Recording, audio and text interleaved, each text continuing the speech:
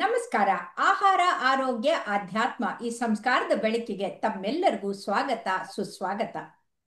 ಇವತ್ತು ನಮ್ಮೊಂದಿಗೆ ಇದ್ದಾರೆ ಪವನ್ ಶ್ರೀವತ್ಸ. ಅವರು ಸೈಕಾಲಜಿಸ್ಟ್ ಆಗಿ, ಜೊತೆಗೆ ಚಕ್ಷು ಫೌಂಡೇಶನ್ದ ಅಧ್ಯಕ್ಷರಾಗಿ, ಸತತವಾಗಿ ಕೊರೋನಾ ಬಂದಾಗ್ಲಿಂದ ಇಲ್ಲಿವರೆಗೂ ಜನರಿಗೆ ಉಚಿತವಾದಂಥ ಚಿಕಿತ್ಸೆ ಕೊಡ್ತಾ ಇದ್ದಾರೆ.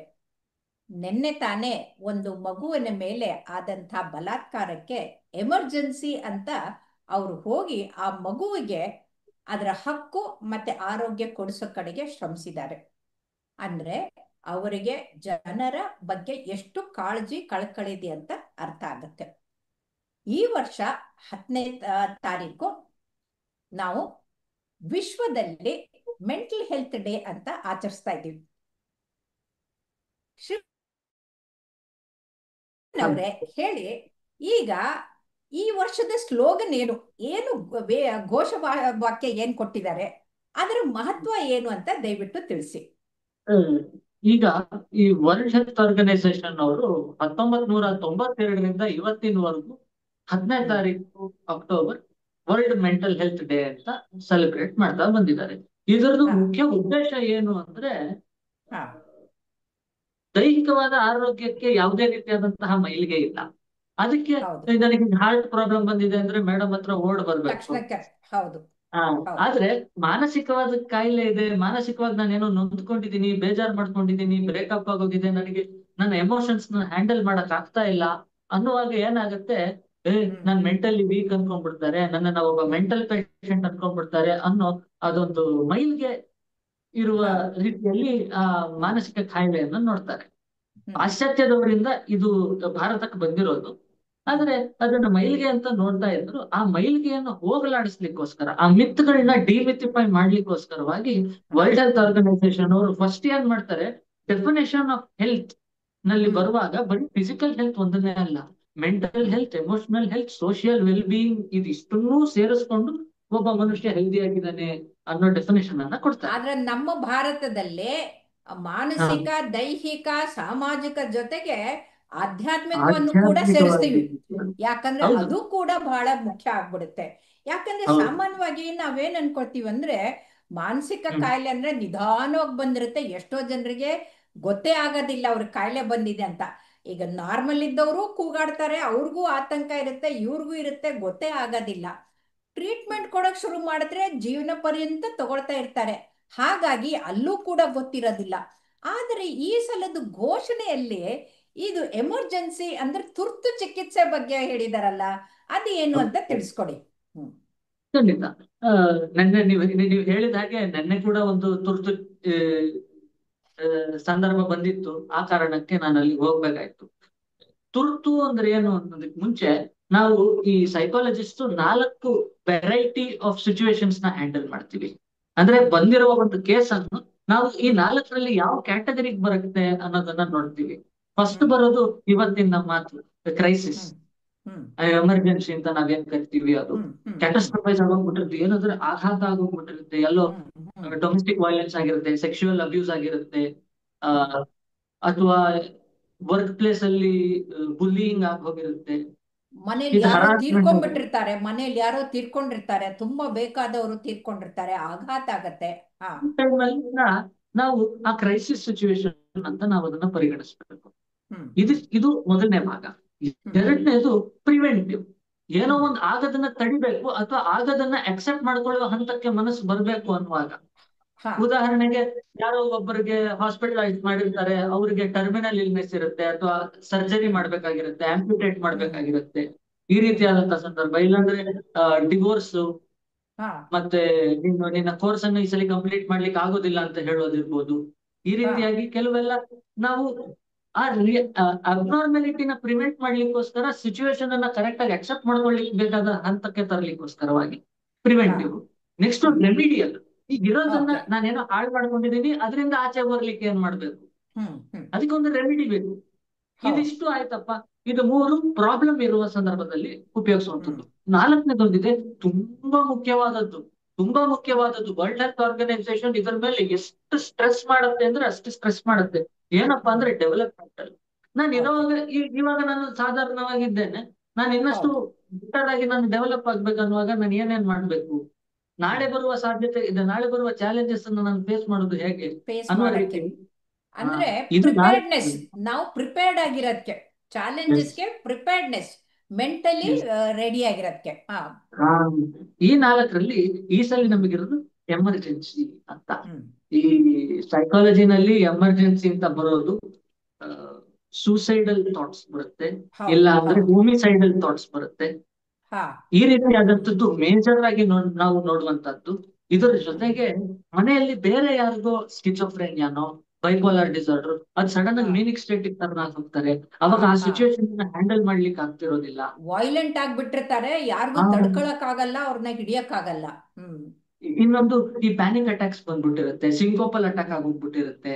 ಆ ಹಾ ಟೈಮಲ್ಲಿ ಇದೆಲ್ಲ all the physical symptoms four ground ಅಲ್ಲಿ ಇದ್ರು ಬ್ಯಾಕ್ ಗ್ರೌಂಡ್ ಹ್ಮ್ ಇಂದ ಪುಷ್ ಮಾಡ್ತಾ ಇರುತ್ತಲ್ಲ ಈ ಫಿಸಿಕಲ್ ಸಿಂಪ್ಟಮ್ಸ್, ಅದು ಹ್ಮ್ ಅದಕ್ಕೆ ಕಾರಣ ಮನಸ್ಸು.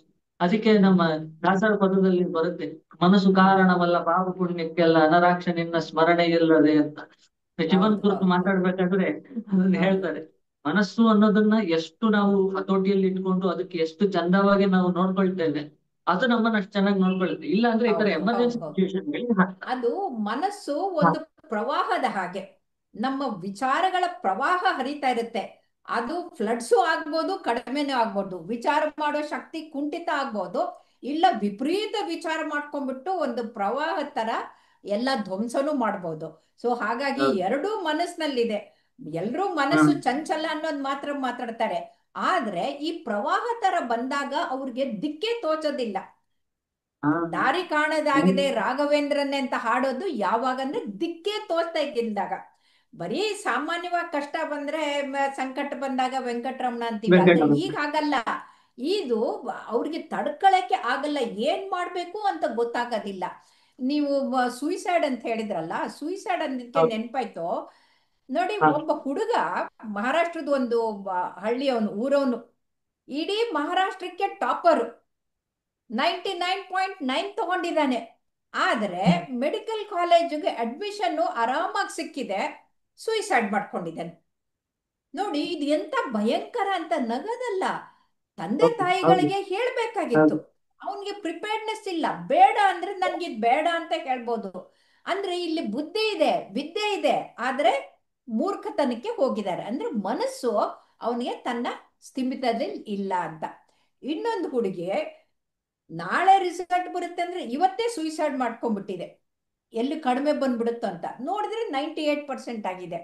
ಅಂದ್ರೆ ಇಂಥ ಮೂರ್ಖತನ ಓದಿರೋ ಮಕ್ಕಳು, ಚೆನ್ನಾಗಿ ಓದಿರೋ ಮಕ್ಕಳಲ್ಲಿ ಕೂಡ ಇಂಥ ಎಮರ್ಜೆನ್ಸಿ ಬರ್ಬೋದು. ಆ ಹೊತ್ನಲ್ಲಿ ಯಾರಾದ್ರೂ ಇದ್ರೆ ಅವ್ರನ್ನ ಉಳಿಸ್ಬೋದಲ್ಲ ಅನ್ನೋದು ನನ್ನ ಪ್ರಶ್ನೆ. ನೀವೇನ್ ನಾನು ಹೇಳ್ತೀರಿ? ಹ. ನನಗೆ ಒಂದು ಅನುಭವ ಆಗಿತ್ತು. ಇದು ಹ್ಮ್ 2017ರಲ್ಲಿ ಕಾಣಿಸುತ್ತೆ. ಹ್ಮ್ ನನಗೆ ಒಂದು 8:45-9 ಗಂಟೆಗೆ ಒಂದು ಫೋನ್ ಕಾಲ್ ಬರುತ್ತೆ. ರಾತ್ರಿ ಹ್ಮ್ 8:45-9 ಗಂಟೆಗೆ ಒಂದು ಫೋನ್ ಕಾಲ್ ಬರುತ್ತೆ. ಆ ಕಡೆಯಿಂದ ಒಂದು ಹುಡುಗಿ ಮಾತಾಡ್ತಾಳೆ. ದುಃಖ ಬಿಕ್ಕಿ ಬಿಕ್ಕಿ ಅಳ್ತಾ ಇದ್ಲು. ಮಾತಾಡುವಾಗ ಶಿ ಟೋಲ್ಡ್, ಸರ್ ನಾನು ಹ್ಮ್ ಸೂಸೈಡ್ ಮಾಡ್ಕೊಳ್ಬೇಕು ಅನ್ನಿಸ್ತಿದೆ, ನಾನು ಹೆಲ್ಪ್ ಲೈನ್ ಕಾಲ್ ಮಾಡಿದೆ. ಅದು ಯಾವ್ದೋ helpline, I don't want to take the name out. ಆ ಹ್ಮ್ ಹೆಲ್ಪ್ ಲೈನ್ ಫೋನ್ ಮಾಡಿದೆ, ಯಾರು ಎತ್ತಲಿಲ್ಲ. ನನಗೆ ಹ್ಮ್ ಇದ್ದಿದ್ದ ಆಶಾಭಾವನೆ ಹೊರಟೋಯ್ತು. ತಕ್ಷಣ ನಾನು ಅಲ್ಲಿ ಕೆಳಗಡೆ ನೋಡುವಾಗ ಪವನ್ ಎಂ ಶ್ರೀವತ್ಸ ಸೈಕಾಲಜಿಸ್ಟ್ ಅಂತ ಇತ್ತಲ್ಲ, ಅದಕ್ಕೆ ಹ್ಮ್ ನಾನು ನಿಮಗೆ ಫೋನ್ ಮಾಡ್ತಿದ್ದೀನಿ ಸರ್, ನಾನು ಏನ್ ಮಾಡ್ಬೇಕು ನನಗೆ ಗೊತ್ತಾಗ್ತಿಲ್ಲ, ನನ್ನ ಕೈಯಲ್ಲಿ ಚಾಕು ಇದೆ, ನನ್ನ ವೇನ್ಸ್ ನನ್ನ ಕಣ್ಣಿಗೆ ಕಾಣಿಸ್ತಾ ಇದೆ, ಕುಯ್ಕೊಳ್ಳೋದು ಒಂದೇ ದಾರಿ, ನೀವ್ ಎಲ್ಲಿದ್ದೀರಾ ಕೇಳಿದೆ. ಹ್ಮ್ ಫ್ಯಾನ್ ಆನ್ ಮಾಡ್ಕೊಂಡಿದ್ದೀರಾ ಕೇಳಿದೆ. ಹ್ಮ್ ನಾನು ಏನೇನೋ ಪ್ರಶ್ನೆಗಳು ಕೇಳಲಿಕ್ಕೆ ಶುರು ಮಾಡಿದೆ. Flooded her with thoughts from outside. Hmm hmm ಹಾ ಗಳನ್ನ ಸ್ಥಗಿತ ಮಾಡ್ಬೇಕು. ಹೌದು. ಆ ಟೈಮ್ ಅನ್ನೋದು ಹೋಯ್ತು ಅಂದ್ರೆ ಆಮೇಲೆ ಹಾ ಅವ್ರನ್ನ ನಾವ್ ಏನು ಮಾಡ್ಬೋದು.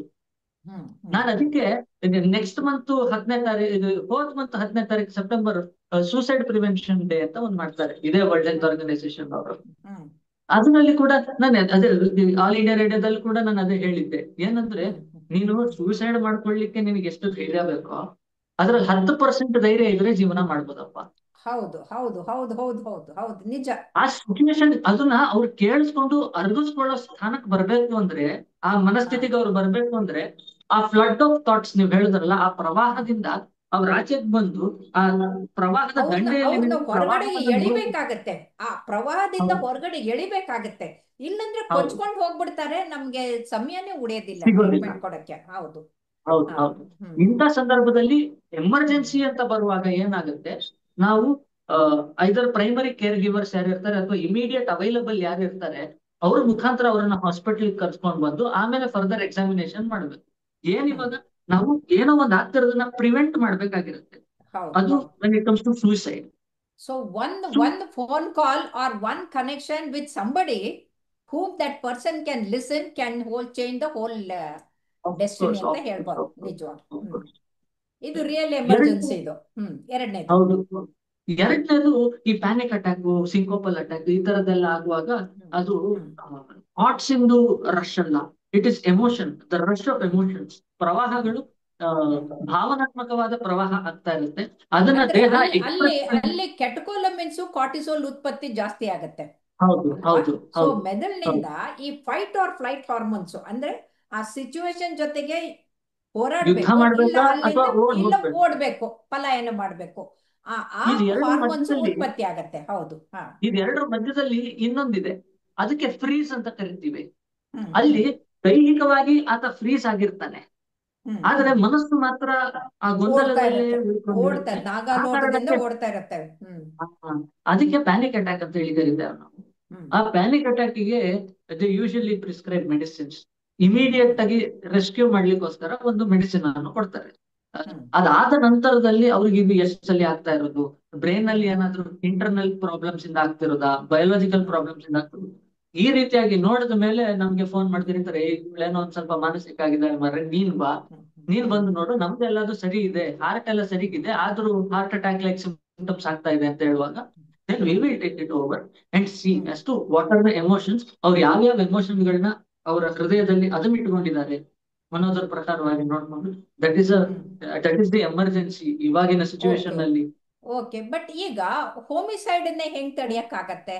ಸುಯಿಸೈಡ್ಗೇನೋ ಯಾರಾದ್ರೂ ಹತ್ತಿರ ಇದ್ದವರು ಇದ್ ಮಾಡ್ತಾರೆ. ಈ ಇನ್ನೊಬ್ಬರನ್ನ ಸಾಯಿಸ್ಬೇಕು ಅಂದ್ರೆ ವಿಪರೀತ ಸಿಟ್ಟು ಬಂದು ಅದು ಒಂಥರ ಹೇಟ್ರೆಡ್ಗೆ ವಿಷಮ ಇದಕ್ಕೆ ಹೋಗ್ಬಿಟ್ಟು ಇನ್ನು ಅವ್ರ ರಿವೆಂಜ್ ತಗೊಂಡು ಅದನ್ನ ಮುಗಿಸ್ಬೇಕು ಅಂತ ಹೊರಟವ್ರಿಗೆ ಅವ್ರನ್ನ ತಡಿಯೋರು ಯಾರು ಅಂತ. ಯಾಕಂದ್ರೆ ಸುತ್ತಲೂ ಇದ್ದವರು ಇನ್ನು ಬೆಂಕಿಗೆ ತುಪ್ಪ ಸುರಿತಾ ಇರ್ತಾರೆ, ಹ್ಞೂ ಅವ್ನ್ ಮುಗ್ಸು ಮುಗ್ಸು ಅಂತ. ಅಂಥದ್ರಲ್ಲಿ ಹೆಂಗ್ ಮಾಡೋದು ಅಂತ ಎಮರ್ಜೆನ್ಸಿ ಇದು. ಇದು ನೀವು ಕೇಳಿದ ಪ್ರಶ್ನೆ ತುಂಬಾ ಚೆನ್ನಾಗಿದೆ. ಇದಕ್ಕೆ ಕ್ರಿಮಿನಾಲಜಿ ಮುಖಾಂತರ ಉತ್ತರ ಕೊಡ್ಬೇಕು. ಯಾಕೆ ಗೊತ್ತಾ, ಹ್ಮ್ ಈ ಸಡನ್ ಪ್ರೊವೊಕೇಶನ್ ಅಂತ ಒಂದಿದೆ. ಅಂದ್ರೆ ನಾನ್ ಸಾಯಿಸ್ಬೇಕು ಅಂತ ಹೊಡೆದಿದ್ದಲ್ಲ, ನಾನ್ ಸುಮ್ನೆ ಹ್ಮ್ ಹೊಡೆದೆ, ನನ್ ಹೆಂಡತಿ ಉಪ್ಪು ಜಾಸ್ತಿ ಹಾಕ್ಬಿಟ್ಟಿದ್ಲು ಸಾರಿಗೆ ಅಂತ ನಾನ್ ಕೈ ಮಾಡ್ಬಿಟ್ಟೆ, ಅವ್ಳು ಕೇಳ್ಬೋದು, ಮೇಡಮ್ ನಾನು ಇದನ್ನ ಕೇಳಿದೀನಿ ಕಿವಿಯಾರೆ. ಅಯ್ಯೋ ರಾಮ. ಹಾ, ಒಂದು ಒಂದು ಹನಿ, ಒಂದು ಹರಳು ಉಪ್ಪು ಜಾಸ್ತಿ ಆಯ್ತು ಅಂತ ಕಪಾಳಕ್ ಹೊಡೆದಿದ್ದಾನೆ, ಅವಳು ಹ್ಮ್ ಸತ್ತೋಗಿದ್ದಾಳೆ. ಸಡನ್ ಪ್ರೊವೊಕೇಶನ್ ಇದಕ್ಕೇನೋ ಹ್ಮ್ ಮಾಡ್ಲಿಕ್ಕಾಗಲ್ಲ. ಇನ್ ಕೆಲವು ಸಲ ಹ್ಮ್ ಏನಾಗುತ್ತೆ, ಹ್ಯಾಬಿಚುವಲ್ ಕ್ರೈಮ್ಸ್ ಇರುತ್ತೆ ಅಥವಾ ಹ್ಮ್ ಗ್ರಡ್ಜ್ಫುಲ್ ಕ್ರೈಮ್ಸ್ ಇರುತ್ತಲ್ಲ, ಹ್ಮ್ ಇಂಥವ್ರು ಮಾತಾಡ್ತಿರ್ಬೇಕಾದ್ರೆ ಅಲ್ಲಲ್ಲೇ ಅಲ್ಲಲ್ಲೇ ಈ ಕೋಪವನ್ನ ಅವ್ರು ಹೊರಗಡೆ ಹಾಕ್ತಾ ಇರ್ತಾರೆ.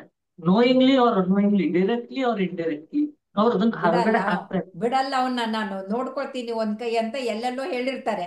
ಸೊ ಹೌದು, ಹೌದು, ಹೌದು. ಅದನ್ನ ಅವ್ರು ಎಷ್ಟು ಮೀನ್ ಮಾಡ್ತಾರೆ, ಅವ್ರು ಹೇಳೋದನ್ನ ಎಷ್ಟರ ಮಟ್ಟಿಗೆ ಅವರು ಆ ಸತ್ಯವಾಗಿ ಹೇಳ್ತಾ ಇರ್ತಾರೆ. ಮನಸ್ಸಿನಲ್ಲಿರೋ ಮಾತು ಬಾಯಿಂದ ಆಚೆ ಸ್ಲಿಪ್ ಆಫ್ ಟಂಗ್ ಅಂತ ಕರೀತಾನೆ ಸಿಗ್ಮಂಡ್ ಫ್ರಾಯ್ಡ್ ಇದನ್ನ. ಹ್ಮ್ ಸ್ಲಿಪ್ ಆಫ್ ಹ್ಮ್ ಟಂಗ್ ಅಲ್ಲಿ ಕೆಲವು ಸಲ ಸತ್ಯಗಳು ಆಚೆ ಬಂದ್ಬಿಡ್ತಾವಂತೆ. ಹ್ಮ್ ಆ ಹ್ಮ್ ರೀತಿಯಾಗಿ ಸ್ಲಿಪ್ ಆಫ್ ಟಂಗ್ ಇಂದ ಆಚೆಗೆ ಬಂದಾಗ ಅದನ್ನ ಐಡೆಂಟಿಫೈ ಮಾಡ್ಬಿಟ್ಟು ಹ್ಮ್ ಅದಕ್ಕೆ ನಾವು ಎಮರ್ಜೆನ್ಸಿ ಅಂತ ಕೂಗಿ ಅವನನ್ನ ಹ್ಮ್ ಕರೆದು ಕೂಡಿಸ್ಕೊಂಡು ಮಾತಾಡಿ, on the other side very hmm important, ಯಾರ ಮೇಲೆ ಸೇಡ್ ತೀರಿಸ್ಕೋಬೇಕು ಅಂತಿರ್ತಾನೋ ಅವನಿಗೆ ಒಂದ್ ಸ್ವಲ್ಪ ಇನ್ಫಾರ್ಮೇಶನ್ ಕೊಟ್ಟು, ನೋಡಪ್ಪ ಇಂಥವ್ ನಿನ್ ಮೇಲೆ ಒಂದ್ ಸ್ವಲ್ಪ ಕಣ್ಣಿಟ್ಟಿದ್ದಾರೆ, ದೂರ ಸ್ವಲ್ಪ ಇರಪ್ಪ, ದೂರ ಹುಷಾರಾಗಿರಿ. ಇರು, ಹಾ, ಎದುರುಗಡೆ ಬರಬೇಡ ಅಂತ ಹೇಳ್ಬೇಕು. ಓಕೆ. ಹಾ ಹೌದು, ಹಾ. ಹೌದು. ಈ ರೀತಿಯಾಗಿ ಕೆಲವು ಎಮರ್ಜೆನ್ಸಿಗಳು ಇರ್ತವೆ. ಇನ್ ಕ್ಯಾಚ್ ಕೆಲವುದ್ರಲ್ಲಿ ಮಾಡ್ಬೇಕಾಗತ್ತೆ. ಏನಾಗುತ್ತೆ, ಹ್ಮ್ ಈ ಸಡನ್ ಸೈಕೋಸಿಸ್ ಅಂದ್ರೆ ಸಡನ್ ಆಗಿ ಮ್ಯಾನಿಕ್ ಸ್ಟೇಟಿಗೆ ಹೊಂಟೋಗ್ತಾರೆ, ಇಲ್ಲಾಂದ್ರೆ ಹ್ಮ್ ಹ್ಯಾಲುಸಿನೇಟರಿ ಬಿಹೇವಿಯರ್ಸ್ ತುಂಬಾ ಜಾಸ್ತಿ ಆಗೋಗುತ್ತೆ, ಅಗ್ರೆಸಿವ್ ಹ್ಮ್ ಬಿಹೇವಿಯರ್ ಬರುತ್ತೆ, ಹ್ಮ್ ಇಲ್ಲಾಂದ್ರೆ ಈ ಡಿಲ್ಯೂಷನಲ್ ಅಗ್ರೆಸಿವ್ ಬಿಹೇವಿಯರ್. ಈ ಅಗ್ರೆಸಿವ್ ಬಿಹೇವಿಯರು ಡೆಲ್ಯೂಷನ್ ಅಂತ ಅಂದಾಗ ಡ್ರಗ್ ಅಡಿಕ್ಟ್ಸ್ ಗಳಲ್ಲಿ ಜಾಸ್ತಿ ಇರುತ್ತಲ್ವಾ ಅದು? ಹೌದು, ಹೌದು, ಯಾಕೆಂದ್ರೆ ಹೌದು. ವಾಯ್ಲೆಂಟ್ ಆಗ್ತಾರೆ, ಆ ದುಡ್ಡು ಸಿಕ್ಲಿಲ್ಲ ಮತ್ತೆ ಡ್ರಗ್ಸ್ ತಗೊಳಕ್ಕೆ ದುಡ್ಡು ಕೊಡ್ಲಿಲ್ಲ ಅಂತ ಅಮ್ಮನ್ನೇ ಮುಗಿಸ್ತಾರೆ ಅಥವಾ ಅಪ್ಪನ್ಗೆ ಇದ್ ಮಾಡ್ತಾರೆ. ಸೊ ಈ ಇತ್ತೀಚಿನ ದಿನದಲ್ಲಿ ಈ ಡ್ರಗ್ಸ್ ತಗೊಳ್ಳೋದು ಜಾಸ್ತಿ ಆಗಿದೆ. ಈ ಡ್ರಗ್ಸ್ ಹೌದು. ಅಂತಂದಾಗ ನನಗೆ ನೆನಪಾಗೋದು ಈ ಅಸ್ಯಾಸಿನ್ ಅಂತೀವಲ್ಲ, ಇನ್ನೊಬ್ರನ್ನ ಹ್ಮ್, ಸಾಯಿಸೋದು. ಇಂಗ್ಲಿಷ್ ನಲ್ಲಿ ಹ್ಮ್, ಅಸ್ಯಾಸಿನ್ ಅಂತೀವಿ. ಆ ಅಸಾಸಿನೇಷನ್ ವರ್ಡ್ ಅಸಾಸಿನ್ ಬಂದಿದ್ದು ಹಶೀಶಿನಿಂದ. ಪರ್ಷಿಯನ್ನು ಪದ ಹಶೀಶಿನ್ ಅಂದ್ರೆ ಹಶೀಶನ್ನ ಅವ್ರಿಗೆ ಕೊಟ್ಟು, ಆ ಹಶೀಶ್ ಅಂತಂದ್ರೆ ಈಗೇನ್ ನಾವು ಗಾಂಜಾ ಅಂತೀವಲ್ಲ ಆ ತರ, ಆ ಹಶೀಶ್ ಕೊಟ್ಬಿಟ್ಟು ಅವ್ರಿಗೆ ಹೀಗ್ ಮಾಡು, ಅಲ್ಲಿ ಹೋಗು, ಅವ್ರನ್ನ ಸಾಯಿಸು ಅಂತ ಹೇಳಿ ಕಳಿಸ್ತಾ ಇದ್ರು. ಹಾಗಾಗಿ ಆ ಪದ ಅಸಾಸಿನ್ ಅಂತ ಬಂತು. ಸೊ ಹಾಗಾಗಿ ಈಗ ಕ್ರಿಮಿನಲ್ ಮೈಂಡ್ಗಳಿದ್ದವರು ಈ ತರ ಡ್ರಗ್ ಕೊಟ್ಟು ಕೂಡ ಮಾಡಿಸ್ತಾ ಇರ್ತಾರೆ, ಅಥವಾ ಡ್ರಗ್ ಅಡಿಕ್ಟ್ಸ್ ತಾವನೇ ಮಾಡ್ತಾ ಇರ್ತಾರೆ. ನಾವು ಹೌದು ಹೌದು ಹೌದು. ಈಗ ಈ ಡ್ರಗ್ಸ್ ವಿಷಯಕ್ಕೆ ಅಂತ ಬರುವಾಗ ಡ್ರಗ್ ಇಂಡ್ಯೂಸ್ ಸೈಕೋಸಿಸ್ ಅಂತ ಕರಿತೀವಿ. ಅದು ಇಂಟಾಕ್ಸಿಕೇಶನ್ ಆಗಿರ್ಬೇಕಾದ್ರೆ ಅದು ಬೇರೆ, ಬ್ಲಾಕ್ ಔಟ್ ಆಗತ್ತೆ ಅಥವಾ ಎಮೋಷನಲ್ ಔಟ್ ಬರ್ಸ್ಟ್ ಆಗುತ್ತೆ, ಅಬ್ರಿಯಾಕ್ಷನ್ ಅಂತ ಕರಿತೀವಿ, ಅದು ಬೇರೆ. ಇದು withdrawal of drugs or overdose of drugs ಎರಡು ಆಗ್ಬೋದು. ಡ್ರಗ್ ಓವರ್ ಡೋಸ್ ಆಗಿ ಆಗ್ಬೋದು, ಅಥವಾ ಡ್ರಗ್ ಸಿಗದೇನೂ ಅವರು ಆತರ ಆಗ್ಬೋದು.